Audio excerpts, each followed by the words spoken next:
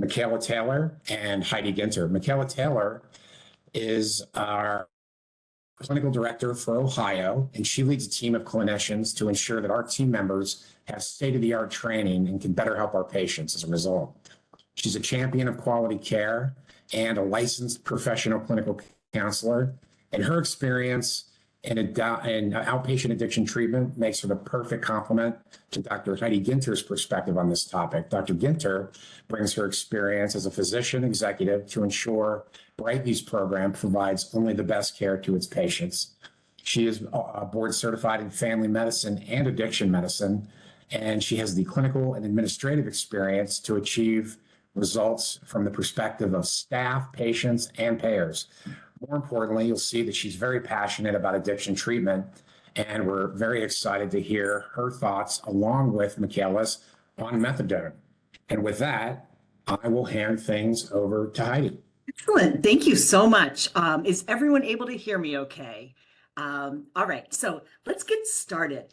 I want to tell you a little bit more about me as we go through this so that you know what my perspective is. So clearly you can see that I'm a white woman. You already know that I'm a doctor. And so I'm coming at this from the perspective of a person of privilege. I recognize that and want to acknowledge that because I know that most of our patients are really quite marginalized and do not have a voice and do not have the same privilege that I have. What I'm hoping to do in our time together is give you the scientific background and a little bit of the addiction medicine perspective on why methadone is so crucial to helping us end the opioid epidemic and reduce deaths that are happening from overdose. So another piece of this disclosure, as you may quickly learn, is that I love methadone. It is the best medicine that has ever been created.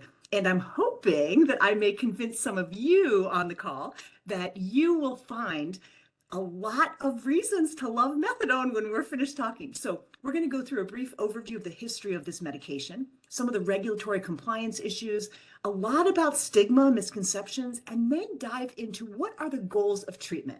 You know, one of the things that's really hard about opioid use disorder and addiction in general is that people who have addictions are often stigmatized.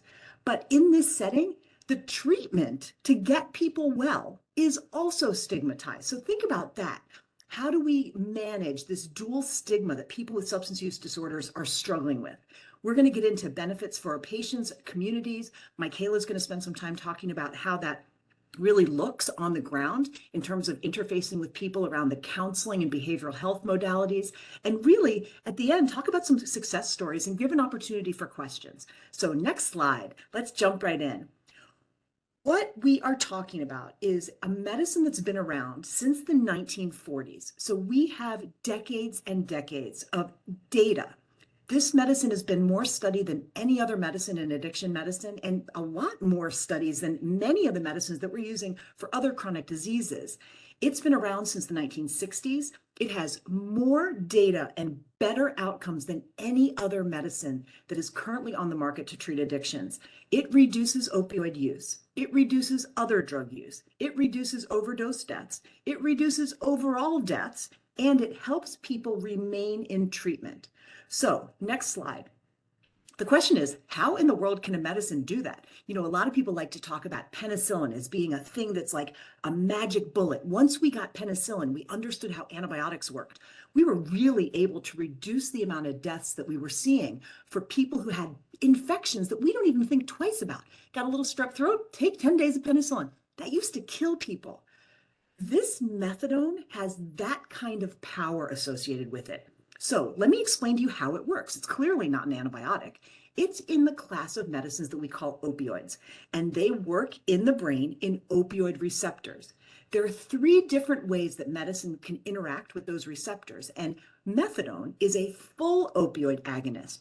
On the next slide, I'm going to talk a little bit more about that, but what that means is, like other opioids that are full agonists, medicines that are prescribed we know are like oxycodone, hydrocodone, morphine, fentanyl. These are prescribed medicines we're talking about, as well as illicit drugs that are commonly used by people with opioid use disorder. Things like heroin, fentanyl, oxycodone, OxyContin when it was available. So the I'm seeing things here that people are not able to hear, but are reading the captions. Do we have a challenge with um, Actually, yeah, I'm the, actually sending a note to folks right now. Thank you for pointing that out. But it sounds sure. like sometimes the WebEx, you need to check your settings, and your WebEx is reading like, the wrong speaker to use. That's a Okay. common issue that happens. But yeah, if you folks will try that under audio and video, you should be able to check and make sure that that may be the issue. Thank you. Sure. And is that something that I need to do, or is that something that you're asking our attendees to do? I'm actually asking the attendees. Yeah, I Okay, think super. that it sounds like it's a issue limited to some of the attendees versus everyone. So I think we're good Okay, otherwise. that's great. So I will, I talk fast, and so maybe it's better if you don't hear me and you just read the closed captions. But so the way methadone, as well as these other full agonist medicines work, is they go into those receptors and they create the highest level of activation. So all of the effects and all of the side effects that could happen do happen. When we talk about partial agonists, they go into those same receptors, but they don't have the same level of activation. So you have fewer side effects potentially, and not as much activation or not as much activity, so that when people have very high tolerance, sometimes it's hard to match the tolerance with a partial agonist. And then the blocking medicine, the antagonist, goes into those same receptors, but it doesn't activate them at all. It just sits there and blocks them, so that if opioids come in, there's no place for them to go, and it blocks the experience that somebody would get when they ordinarily would use opioids. So methadone itself comes in three different forms: pills, wafers, and liquids. I have a picture here of a common liquid form of methadone that is probably the most commonly used across the country. There's also a clear liquid that is used, but most methadone clinics are using this red liquid. So if people talk about the red liquid or the juice, that is what you are seeing right now, is what methadone looks like in a treatment clinic. So when methadone goes into those receptors and binds them, it sticks around for a really long time, like 1 day to 1.5, sometimes 2 days once you get onto a stable dose. And when somebody is on a stable dose of methadone, what happens is they don't have cravings to use, they don't have withdrawal symptoms, they actually feel normal. Now, a lot of people who've been using for a long time haven't had that N word, normal, come into their lives. And it is a gift to be able to feel like themselves and be able to function in society again. So this idea that I feel normal, you'll often hear patients say when they get back on a good dose. So next slide, let me use an analogy to explain this a little bit. I like the door analogy. When the door is totally closed, what we're talking about is as if this door is an opioid receptor and it has an opioid blocker on top of it. So nothing can get in. On this side of the door, whatever's here stays, and on the other side of the door, nothing can get through. So when somebody's on an opioid blocker, like naltrexone or Vivitrol, there are no opioids that can get into the system. That's what blocking does. It doesn't activate the system, it just blocks opioids. In the second door, the door is partially open, and imagine that there's a chain there, so it actually can't open any further. You can imagine that some of the drug or the medication is going to get through the door, but it's not going to allow everything through that would be effects of that medicine, because there's this blockage there. It's not fully opened, it's just partially opened. And then the door wide open, this is a full agonist. Whatever can get through will get through. And so you have full activation, full effects, full side effects. Another way that's common to describe this is by this chart that you see on the right, where the opioid effect is on this axis and the dose is on this axis. So you can see there's no opioid effect from naltrexone, the antagonist. There's a partial opioid effect from the buprenorphine or Suboxone. And then there's that full effect from the methadone. Next slide. Why this is important is that we only have three medicines. So we've got a really serious disease that kills over 100,000 people in the United States over every year. And we have three medicines to treat it. Now, if you think about all the medicines that we have to manage high blood pressure, which are almost infinite, we if somebody has a bad side effect or somebody has a negative feeling about one of the blood pressure medicines, who cares? We go to a different class, we go to a different medicine. But when you only have 3 medicines and you only have one in each of the ways that can interact with the opioid receptor, so we've got one full agonist, one partial agonist, and one blocker. If you have negative feelings about one of those medicines, or you have a negative reaction to it, we're in a tight jam because we only then have 2 left. One of the tricky things about methadone is that many people eliminate it off the bat because of stigma, not because of experience, not because of knowledge, but because they feel bad things about methadone. If I said the same thing to you around a medicine that's very commonly used for hypertension called lisinopril, if I say, you know what, that lisinopril, you're gonna have all kinds of problems. That's not a good medicine. You should never take lisinopril. What would happen then is that a lot more people would die from the complications of high blood pressure, from the ways in which the heart gets remodeled and managed in a setting of severe cardiac disease leading to congestive heart failure. So remember that our stigma actually leads to impact in the community where people don't access treatment. They're afraid of certain treatments because they don't want to be seen as somebody who elected that stigmatized treatment. It others them again. It minoritizes them. It creates an opportunity again for that person to feel bad about themselves and the choices they're making, even when they're trying to make choices to stop using. Next slide. So other things I think we need to know about this is that methadone is highly regulated. So of the 3 medicines, it's the hardest one to get. You've got to go to an opioid treatment program, which is a synonym for methadone clinic. So we in our field call it OTP. We say the OTP. That means the same thing as methadone clinic.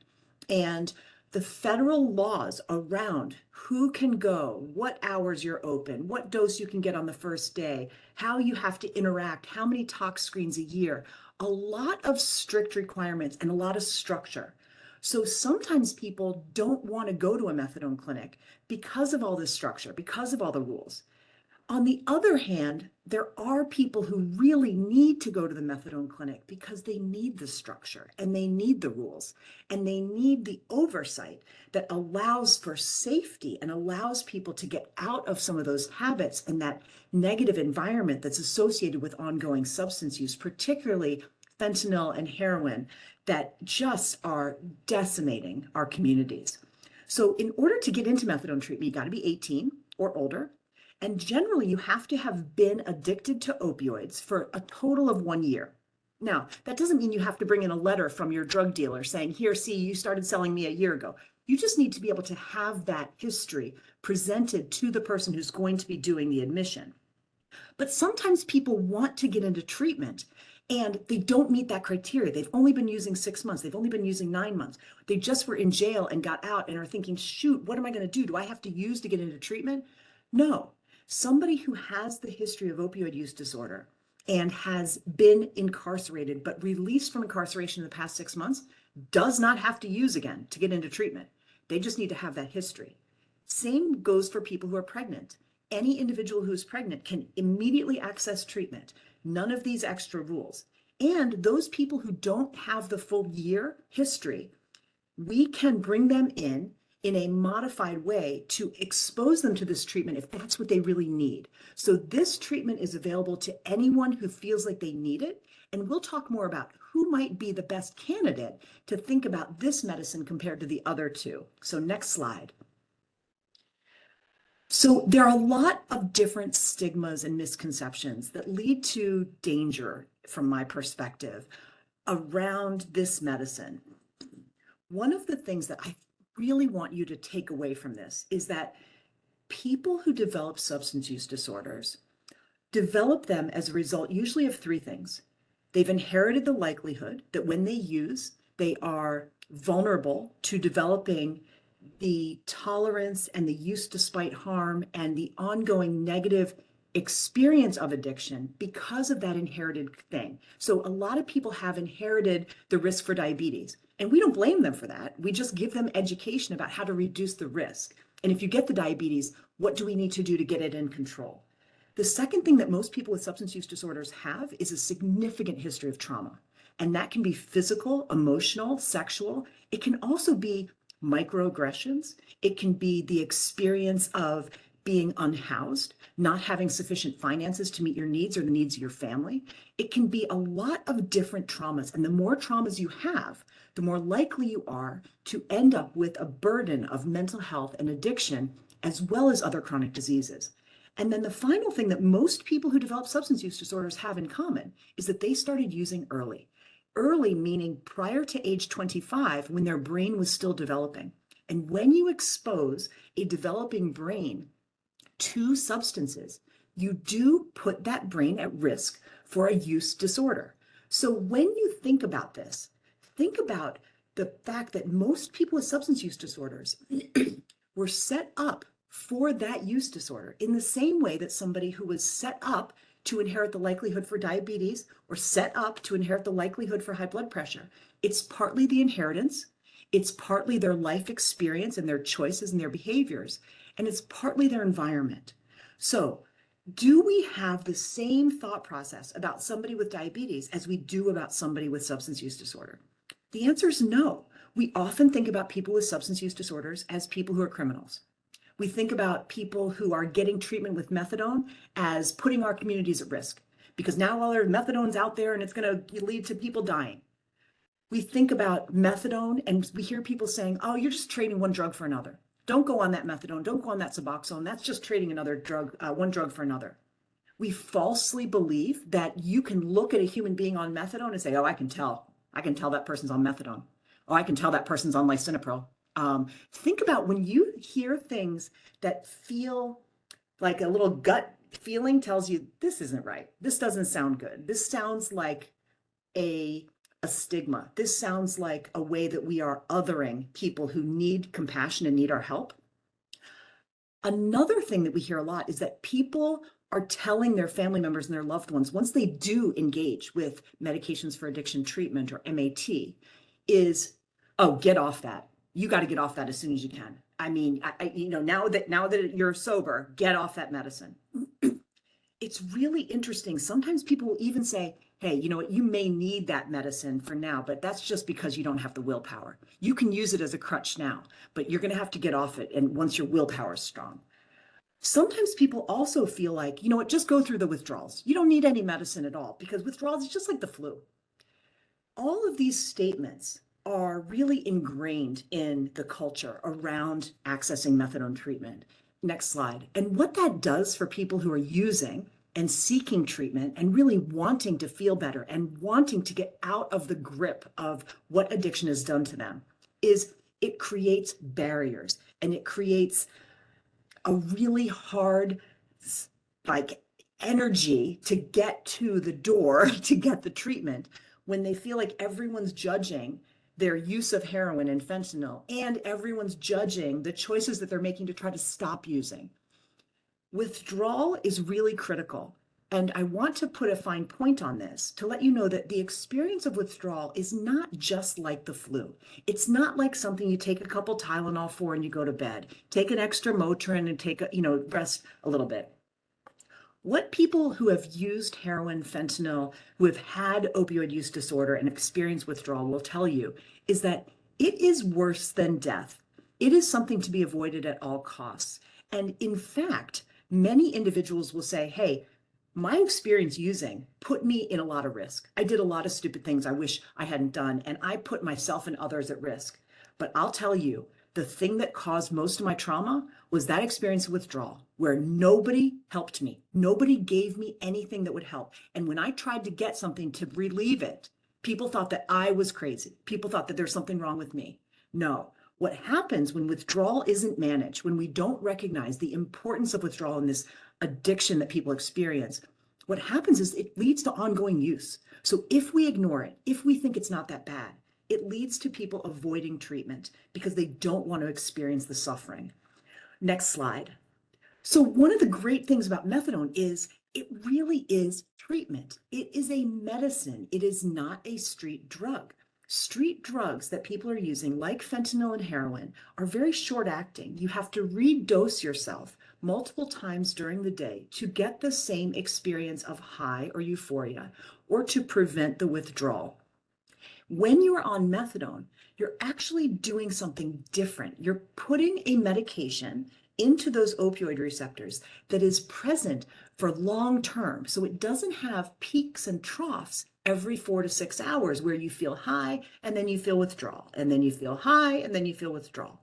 It actually creates a stable experience in your body and in your brain over the course of 24 hours.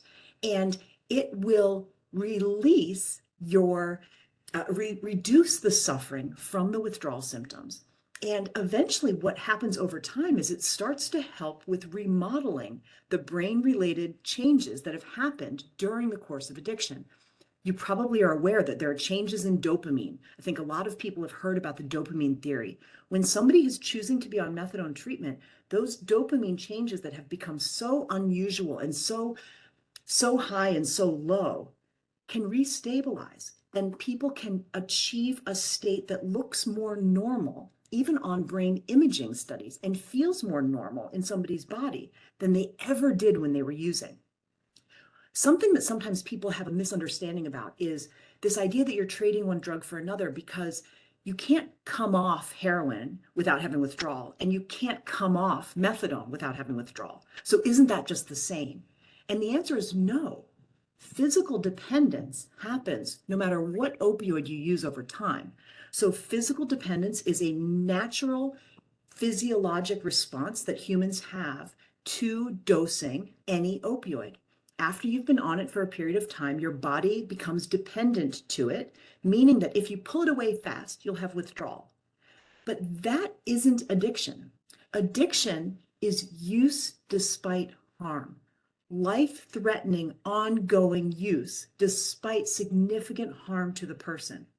Physical dependence means that your body has adapted, and as you want to increase or decrease your dose, we have to do that slowly to allow your body to adapt again, particularly as you're coming down from the dose that you're on. If you want to be on a lower dose or eventually want to come off the dose, you have to adjust slowly to allow your body to readjust to that new baseline. And that's just a feature of this medicine. That's not the same as addiction. The other thing that's important to know is that if you compare people who are using heroin or fentanyl on the street with those who are using methadone as their treatment, you're much less likely to die on methadone than you are with ongoing street use. 75% less likely to die. So are you trading one drug for another? Yes. But are you trading addiction for treatment of addiction? Yes, that's actually more accurate. One of the things that we know is that with successful methadone treatment, the compulsive behaviors go away. The loss of control and the constant cravings settle down. People start to feel and act more like their usual selves. And once those active signs and symptoms of the addiction are really under control, then you're talking about something that is equivalent with a successful treatment outcome. In addiction, we say recovery, but we also could say remission. This chronic disease has gone into remission. Remember, this is a life-threatening chronic disease. So is cancer. When somebody gets on chemotherapy, their cancer is under control. It is no longer demonstrating its effects. That person's in remission. My patients are in remission too. And I tend to like to use language that triggers people to think more broadly and to appreciate the seriousness of this chronic disease, and really use language that's very respectful. Somebody who's achieved remission of substance use disorder, it's a miracle. We should celebrate that. Next slide. And so I like to use language that feels like a miracle, feels like something we should celebrate. So goals of methadone. Obviously, the goal is not to come off the treatment. The goal is to get on the treatment and then use it for the period of time that it is helping you in your recovery. So if we start talking about diabetes and insulin treatment on one side with talking about opioid use disorder and methadone on the other, someone may say, like, what are the goals of insulin? So it's pretty straightforward. You want to reduce the harm that the diabetes is causing in that person's body. You want to help them change their behaviors so that their blood sugars aren't very high, aren't very low. control the symptoms that come along with having very high or low blood sugars, and really prevent and manage complications. People with diabetes have very high risks for problems with their nerves, problems with their kidneys, their eyes, their hearts. We want to try to reduce the harm from all of those things that the diabetes can cause. Same thing with methadone. We're talking about reducing the harms associated with the behaviors of addiction, reducing the withdrawal, relieving cravings, eliminating drug use, blocking the effects of illicit opioids. One of the cool things also about methadone is once it's in somebody's brain and it's sitting there doing its job, if somebody uses their drug of choice, for example, heroin or fentanyl, and they're on a stable dose of methadone, the heroin or fentanyl doesn't produce the same high. The methadone acts as almost a blocker so that the person doesn't get high, and they really don't want to waste money because it cost a fair amount to get that dose of heroin they were trying to take. And so a lot of times people know this isn't worth it. I'm not going to do it. The thing that's driving me to want to use is not worth the use. It's actually more important for me to change my behavior, to think about what part of my brain is driving me to want to use. And now that I'm clear, now that I have a good methadone dose on board, now that I've been sober for a while, I don't want to risk that with a return to use. I want to use my behavioral tools to help me remain sober, to keep my recovery going.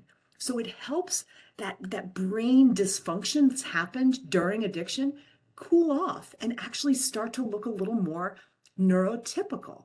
One of the cool things also, I've already said several times, it reduces overdose deaths, it saves people's lives.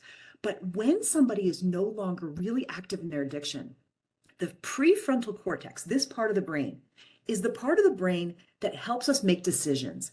And in active addiction, this part of the brain is basically turned off because there's so many signals on the inside part of the brain where addiction's active, telling you as the person with addiction, you got to go use, you got to avoid the withdrawal, we got to keep ourselves from feeling so sick. And so the full-time job of somebody with opioid use disorder is trying to manage the balance between not being sick and still being able to function, not being too high, but still having that euphoria enough that they're not miserable. It's a tight rope to walk, and it takes all their energy.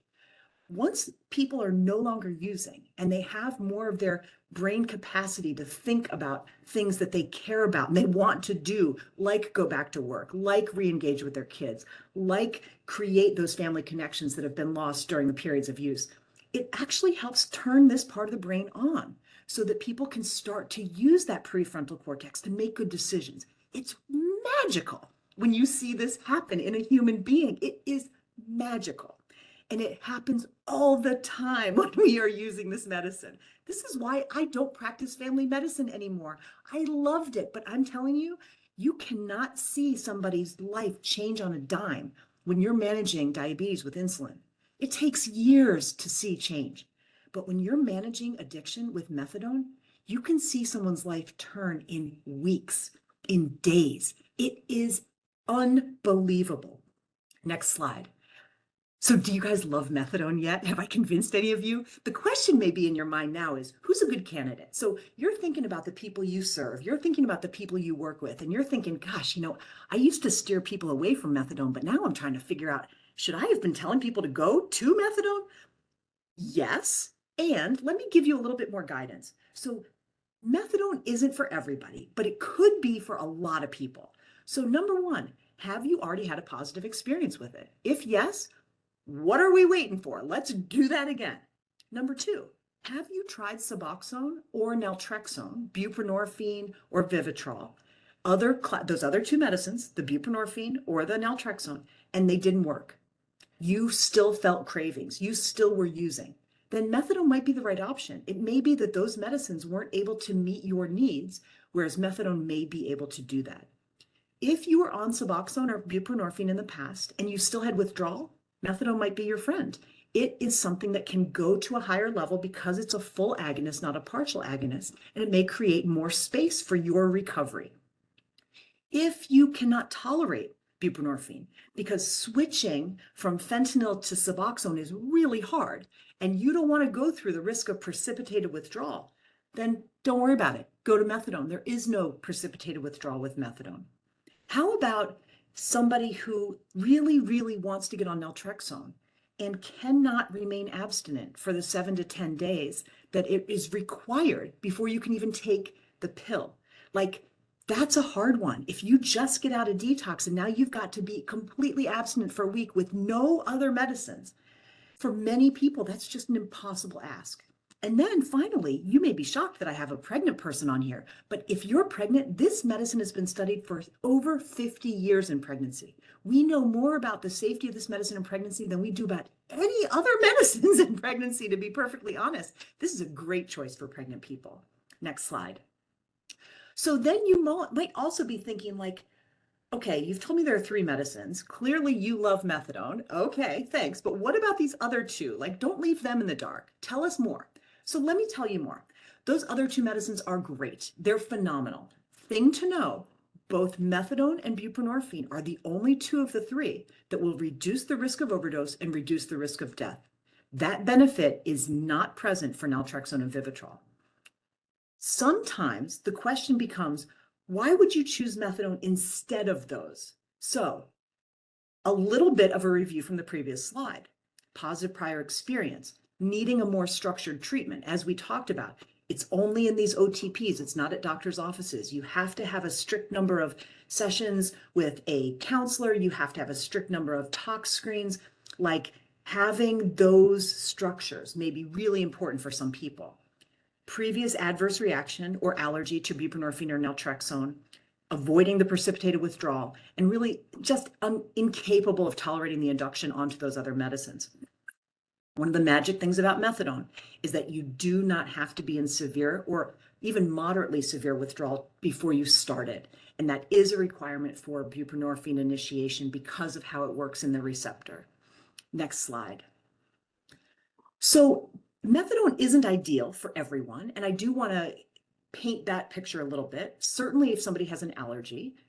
Also, if somebody has significant heart problems, there's one particular arrhythmia called prolonged QT interval that is really dangerous with methadone. So if someone has that or has a strong family history of that, we would not put them on methadone. We would get an EKG first and then determine if it's appropriate.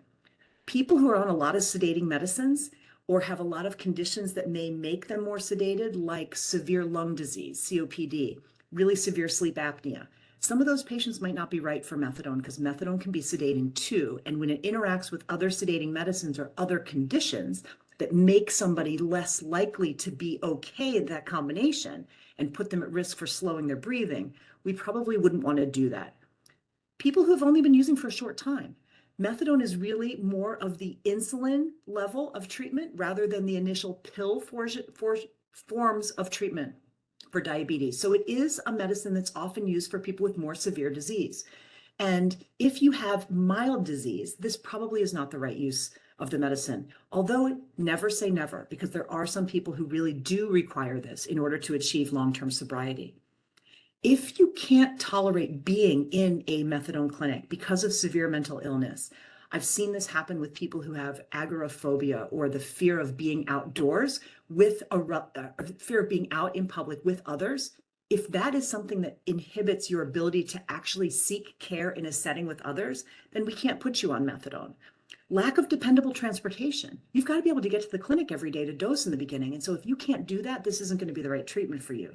And then finally, which many of you have probably had the experience of this, if you're serving people who are part of work that is safety sensitive or individuals who are parts of unions that provide safety sensitive jobs, they cannot be on opioid therapy, whether it's methadone or buprenorphine. The only option they have is naltrexone because that's the only one that's acceptable for their work and their union. And so there are some people who, based on their job, are not going to be appropriate for this because their job is a higher priority to them than achieving that option of all 3 medications. And so that's something really important that we see a lot. Next slide. And so just to sort of wrap up some of these things, basic safety, a lot of times people are so many myths about methadone. I will say 2 common side effects are constipation and sweating. All the other things you've heard are not true. It doesn't rot your bones. It doesn't rot your teeth. It doesn't rot your liver. It certainly does need to be taken as prescribed, and it certainly can make you drowsy or make it hard for your judgment to be perfect when you are initially getting on the right dose until you're on a stabilization maintenance dose. So those first 2 weeks that we call induction can be a little dicey until your body's used to it. So really be careful. You don't want to operate machinery, drive, do things where you could harm yourself or harm somebody else until you know how it affects you. It often interacts with other medicines. So you got to tell the people who are prescribing other medicines to you about what you're on. And then avoid sedatives, things like alcohol, benzos, sleeping medications. All of those can put people at risk for stopping breathing and having an overdose with that combination of sedating medicines. Next slide. So I think that oh, where'd we go? Oh, next slide, please. Thank you. So what can it do for your patients? Obviously, reduce the risk of death, improve physical and mental well-being. But the thing I didn't talk about yet is reducing infectious diseases, reducing risk for HIV, hepatitis C, other infections that people often get in their skin when they're using injection. It can help people resolve legal issues and reduce the risk of re-incarceration once somebody has been released. Some of the benefits of methadone would blow your mind, but we've been studying it for over 50 years. We've had people in studies for decades.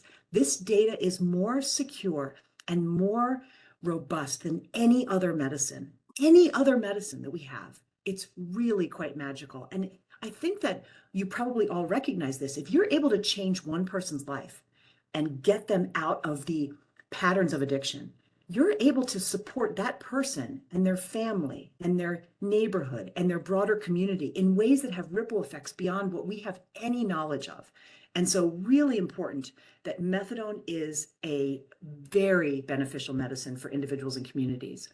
And next, the final slide that I will talk to you about before I turn it over to Mikaela is really looking at, next slide, thank you, the issue of how long treatment lasts. So this gets back to the stigma. A lot of people have this idea that I'm going to be on for 3 months. I'm going to be on for 6 months. I'm going to be on for 1 year. How about you go into it thinking, I'm going to be on this for as long as I need it. And it's going to work my recovery with me. And we're going to figure that out over time. But let's not put any boundaries. There's no set treatment duration. Just like there's no set treatment duration for people who are on medicine for high blood pressure or diabetes. We use the medicines for the period of time that they're useful. And whether that's 6 months, 6 years, or 60 years, all of those are viable options. Remember that some people do want to come off the medicine, even though once you come off the medicine, you do revert to the same risk of overdose that you had prior to being on the medicine if you relapse, if you have a return to use. But you can stay in treatment without being on medicine if that's your choice. And so ongoing care really involves utilizing peer support, behavioral care, and recognizing that piece that we shouldn't be pushing people off this medicine. In any other chronic disease, that would sound bonkers. So now that your blood sugar is in good control, let's stop all your medicines. Like, what? If your family member came home and the doctor had said that, you would think, we need to find another doctor. Isn't your blood sugar under control because of these medicines? And now they want you to stop them? What? That's bonkers. So remember, same thing. When you're ready to come off this medicine, let's do it in a way that makes sense for your recovery. And now, Mikaela, take it away. Awesome. Thank you so much, Heidi. I'm so excited to be with you all today. One of the things I love about thinking about the way that methadone serves people so well is not only what it does for the person, but what it does for their family, for their friends, for their loved ones, for the community. And I think that that ripple effect is one of the things that I love so much about this life-saving medication. It saves lives. I think that's really the base of where we have to start, knowing that methadone saves lives. And that when you think about methadone, we should think about the fact that it saves lives for people, that it's something that's changing people's lives every single day. It reduces crime. Individuals in treatment are significantly less likely to engage in illegal activities to support their addiction because they're being able to engage in not only the physical aspect of stabilizing their physical health and addressing what's going on in their brain, but also addressing the root cause of what's going on through engaging in counseling and social services to address the behaviors and address the root causes of where that's stemming, as well as provide safer communities. Methadone treatment helps them seek employment, become productive members of the community, and helps us be proactive in helping people address those facets of recovery that are less things that we think about. So being able to, get a job, being able to be reunited with your kids, being able to be present for significant moments in your family, being you again, feeling normal. Those are all significant byproducts of using methadone treatment. And then improving public health, reducing the spread of bloodborne diseases like HIV and hepatitis, and contributing to improved public health and safety. I think one of the things that I love about this medicine is just the way that it changes people's lives. And I love the examples and the individuals that I've had the pleasure of working with whose lives have been transformed through choosing this medication and engaging in treatment and being able to advance towards being in remission from their substance use disorder. The next slide actually shares different patients' perspectives that talk about that. And these are some quotes from patients directly at some of our treatment facilities that have spoke about how methadone has specifically impacted their lives. So one patient said, "Methadone saved my life." And end of story. That's what saved my life. Another patient shared that they had tried to previously engage in recovery before on Suboxone, which is a form of buprenorphine, but they couldn't make it through withdrawals. And being on methadone was the thing that they needed to remain sober since the first day that they started on this medication, and that they haven't looked back, that they've been able to move forward on all their treatment goals and in their recovery through having this medication that helps them be stable from the beginning. Another person shared that they've been stable in methadone for 21 years and that they actually were able to start their own business a year and a half ago. And she was so proud of how much progress she's been able to make. She recognized that she would not be here if it was not for this medicine that helped her become herself again, to find herself again and explore all the facets of who she wanted to be. And then another person that I spoke with in preparation for this presentation was talking about how her desire was to go back to school to become a counselor, that she was inspired through going through recovery and wanted to be able to give back to her community and give back to people in the same way that she had been poured into. And she personally recognized how much methadone was a significant part of that, that she wanted to be able to help people in recovery reduce their stigma and bias towards this medicine, because she personally had hands-on experience of how much that helped her in her journey. One of the things that I think that is so empowering about that is hearing patient stories in addition to thinking about what does the science say about why methadone is so valuable and so important when we're helping people in their journey of recovery. The next slide I really want to dig into is how you can support, right? How can you support people in your communities, in your loved ones, your families, your neighbors, your coworkers? What are things that you can do to be helpful to people in their journey in this way? And there are three things that stand out to me when I think about serving people well in recovery, and it's being responsive, being kind, and following the science. So the first one, when we talk about being responsive, to me, that really just stands out to being able to listen to people, to answer their call when they're asking for help, to be curious about what their experiences are and what they're needing, and to, when they're willing to take that, to raise their hand and be courageous and say, "Hey, I need help. I'm recognizing that this is not something I can manage on my own," that we are immediately responsive to that. We're getting them connected with the treatment, with the providers that they need in order to take those steps forward in their journey, that we are listening to people and answering the call in that way. The second one is being kind. And while this seems simple, this is actually really revolutionary, unfortunately, a lot of the time in the addiction treatment space.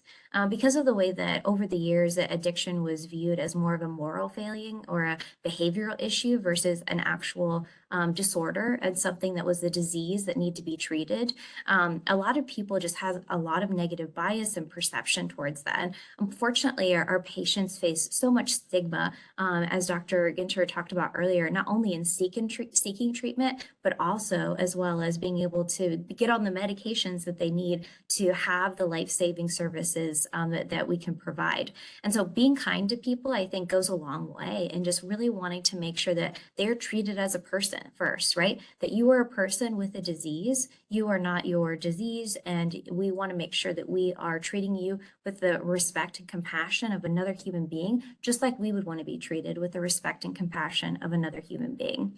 And the third item on here is follow the science. What I love about this sentence is really it reminds us that we need to make sure that we are operating from a place of wanting to make sure that we do not let our own bias or experiences or negative perceptions influence the way that we provide treatment. We need to make sure that we are using science to guide us and using the data to guide us about what we know is going to help people be successful in recovery. And I think that's a challenge to all of us as we continue to learn more and more about recovery. One of the things that we can hold fast to is what are the studies we have done and what are the best medications and the best behavioral health interventions that are going to help people have lifelong recovery. And we need to make sure that we're following the science and not creating our own version of that, but really wanting to make sure that we use the experts to guide us in providing the life-saving care that our patients deserve.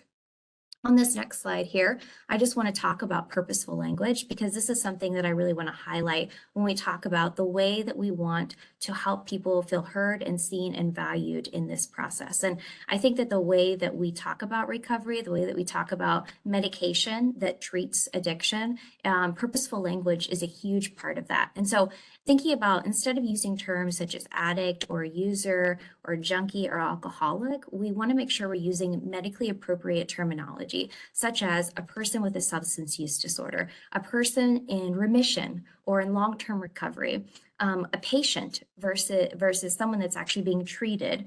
I think that we want to make sure we are using this language and using this person first language focus because it shows that we want to treat the problem versus viewing the person as the problem.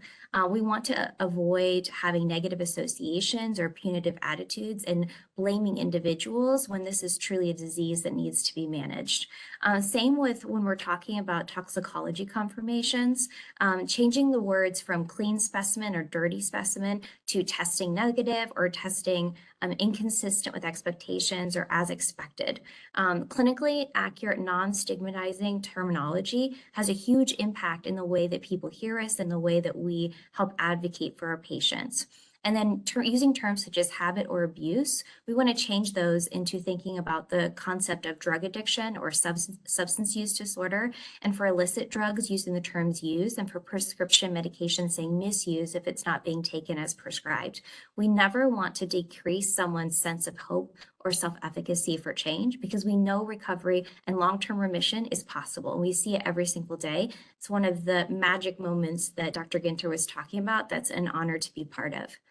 And so heading into our last slide here, when we're thinking about parting thoughts, one of the quick overview that I would love to dig into on this next slide, if you can switch over to the next one, is wanting to make sure that we can choose the right addiction program that's a collaborative process and requiring input from healthcare professionals, addiction treatment specialists, and most importantly, the patient. Just like we want to make sure that in any other area of healthcare, we are helping give the patient a voice, that we are listening to them and we are supporting them in their journey of recovery, we want to make sure that we do that same here. We have to tailor treatment to each patient's specific needs, and we want to make sure that we are listening to them to help set them up to their long-term successful recovery.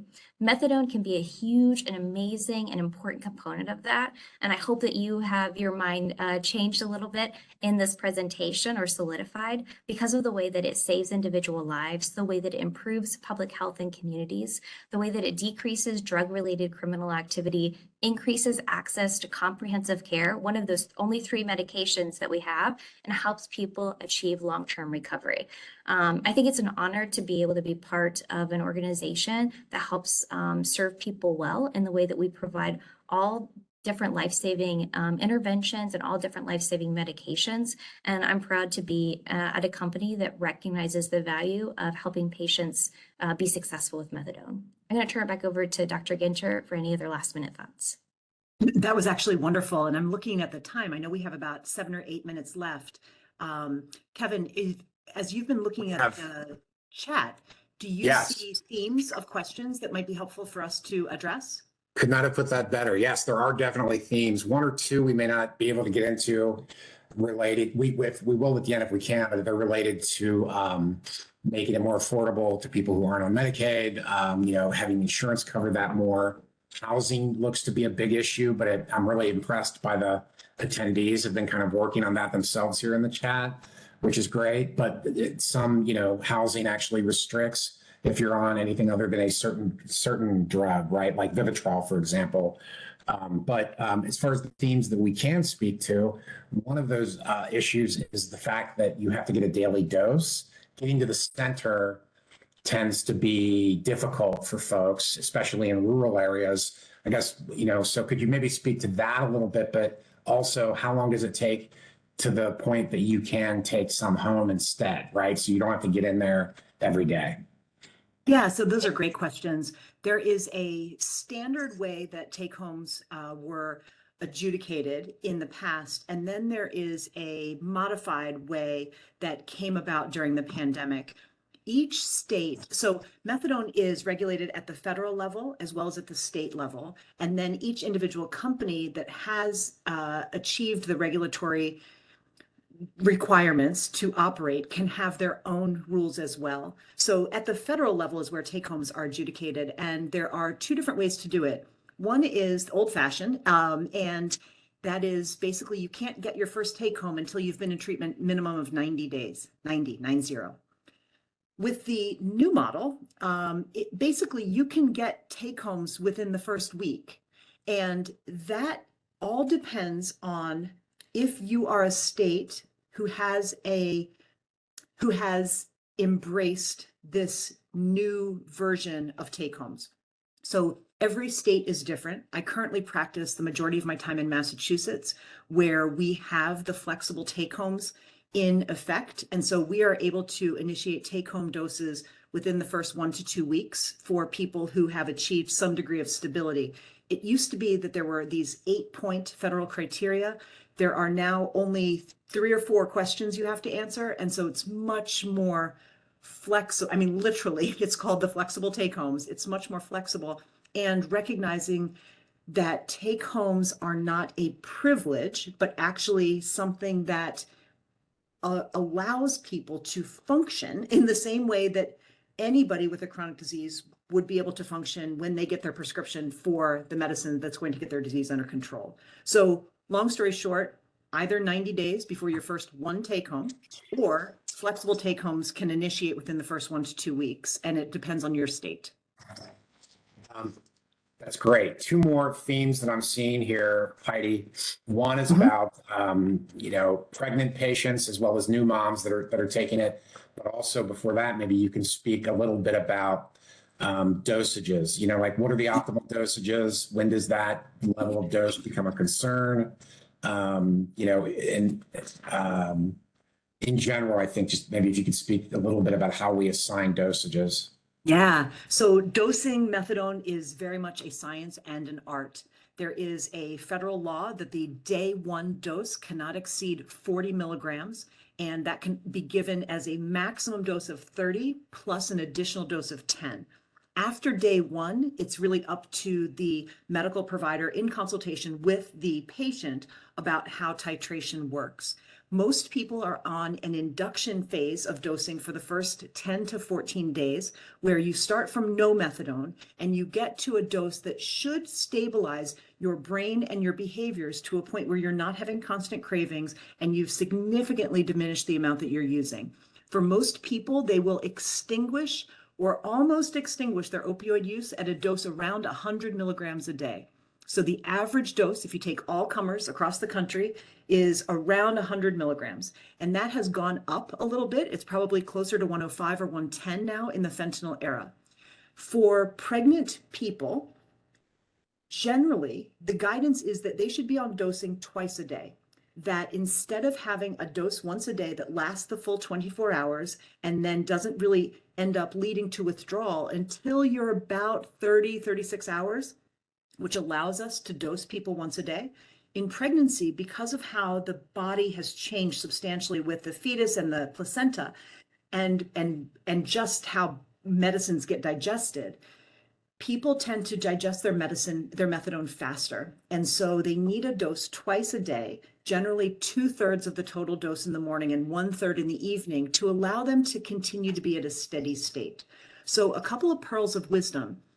Of course, I've said that the maximum, I have not said anything about a maximum dose. So there are no maximum doses. There also are no minimum doses, but people tend to believe that lower doses are better because it's easier to come off.